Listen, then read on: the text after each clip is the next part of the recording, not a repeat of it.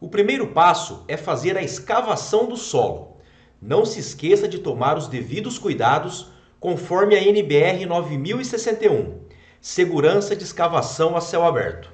Aconselho fortemente você ler essa norma. Garanto que ajudará você a evitar acidentes.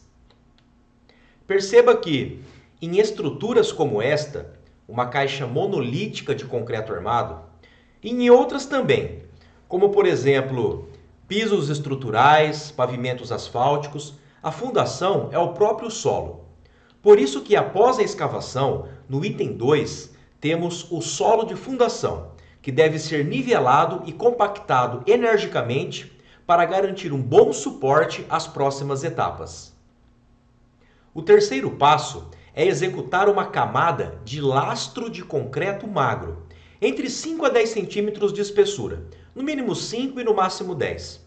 Para quem não sabe, este lastro de concreto magro nada mais é do que um concreto fraco, simples, sem armadura, mas que já cumpre sua principal função, que é de impedir que a base da piscina tenha contato direto com o solo, o que certamente contaminaria este concreto mais nobre.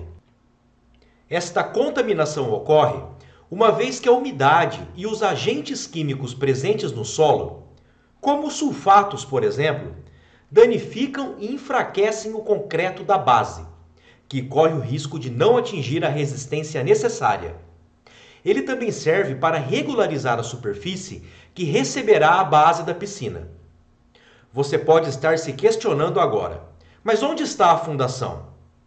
Em piscinas de concreto armado, na esmagadora maioria das vezes, não executamos separadamente uma fundação, pois a piscina trabalha como uma caixa monolítica. É como se a fundação estivesse embutida na estrutura, ou seja, é a própria base, uma laje de fundo. Se preferir, um radier embutido, que faz parte da estrutura da caixa. Em casos especiais, pode haver a necessidade de estaqueamento do fundo em função de alguma característica particular do solo. Isso eu explico em detalhes no meu curso.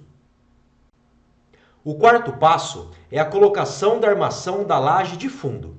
Nesta etapa, é de extrema importância lembrar de utilizar o espaçador para garantir que a armação tenha o cobrimento necessário e o espaçamento entre a armadura superior e inferior seja mantido durante a concretagem.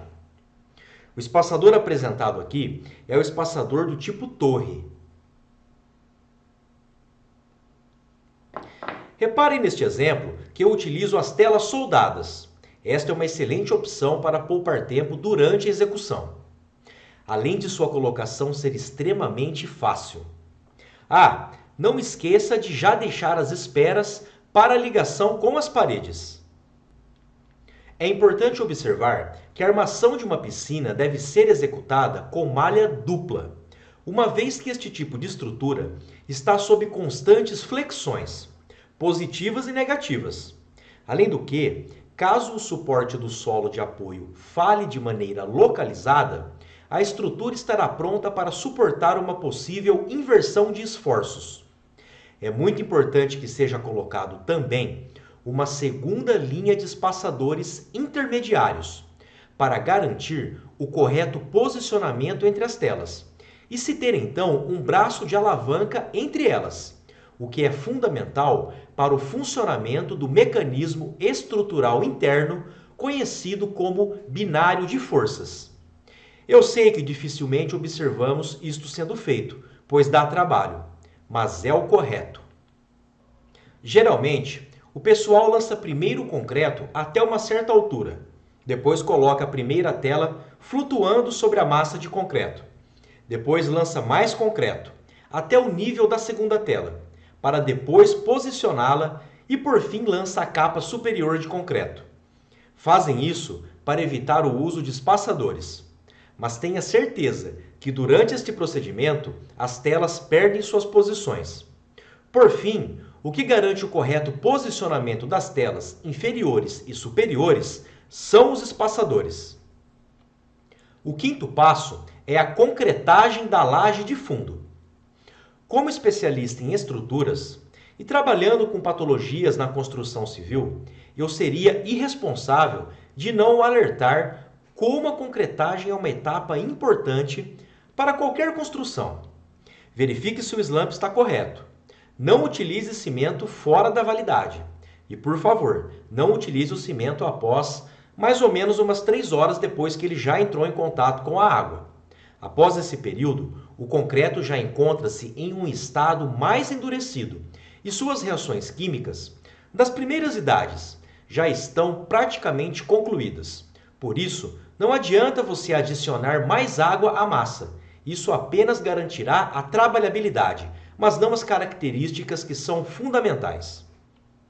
O sexto passo é a armação das paredes. Neste exemplo também são utilizadas as telas soldadas. Aproveite este passo para você adicionar os espaçadores horizontais para garantir o posicionamento das armaduras e evitar que as mesmas encostem na forma, ou umas nas outras durante a concretagem.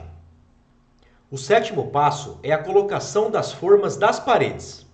Certifique-se de escorá-las bem para evitar que haja problemas durante a concretagem. Lembre-se que o concreto não é um material leve nem barato. Garanta que ele ficará dentro das formas.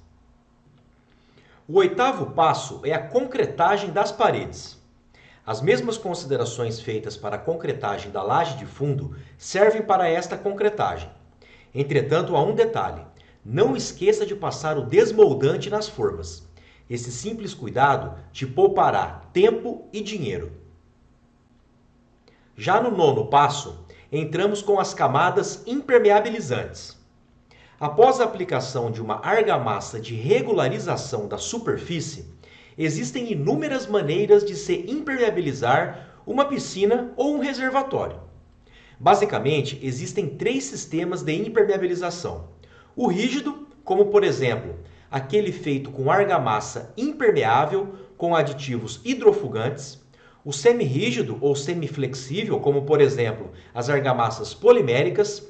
E a flexível, como por exemplo, a emulsão asfáltica, que é um tipo de membrana moldada na obra. E a manta asfáltica, que é um tipo de membrana pré-fabricada. Para se impermeabilizar piscinas ou reservatórios, que são estruturas sujeitas a movimentações ao longo do tempo, o preferível é o sistema flexível, pois ele é capaz de acompanhar essas movimentações. E a impermeabilização pelo lado de fora? Do lado de fora, as piscinas também precisam ser impermeabilizadas, para impedir que a estrutura seja afetada pela umidade vinda do contato direto com o solo. Lembrando que a impermeabilização também pode ser incorporada ao próprio concreto, por meio de aditivos. Além do que, para taxas elevadas de consumo de cimento, da ordem de 350 a 400 kg de cimento por metro cúbico de concreto, o concreto torna-se impermeável. O 10º e 11º passo é a aplicação da argamassa de assentamento para a instalação do revestimento interno, que podem ser pastilhas, por exemplo. E o último passo é a execução do revestimento externo, que engloba a borda e o piso externo.